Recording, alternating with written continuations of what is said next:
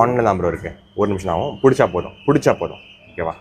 Okay. This is day 9 of 100-day public speaking challenge, and today I'm going to speak about how to make a life choice. நான் முதல்ல தமிழ்ல இங்கிலீஷ்ல பேசுறேன், அப்புறம் தமிழ்ல பேசுறேன். So how to make a life choice is, see, the reason why we're not able to make a decision in our life is because we don't know the consequence. That's why we are so stuck in a phase of overthinking. That's why we don't make a choice. To make a choice, think about the consequence. What would happen if you made that particular choice? When you think about what's going to happen, you will automatically know what's going to happen. By thinking about the result of what's going to happen, you will end up making a better choice. அது என்ன சொல்ல வந்தேன் அப்படின்னா, உங்க வாழ்க்கையில முடிவெடுக்க முடியல அப்படின்னா பின்னாடி கவர் பண்ற மாதிரி எடுத்துங்க.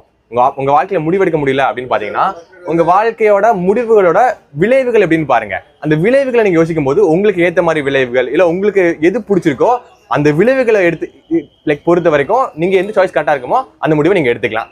So that's how you make a life decision in your life. Thank you. Thanks bro.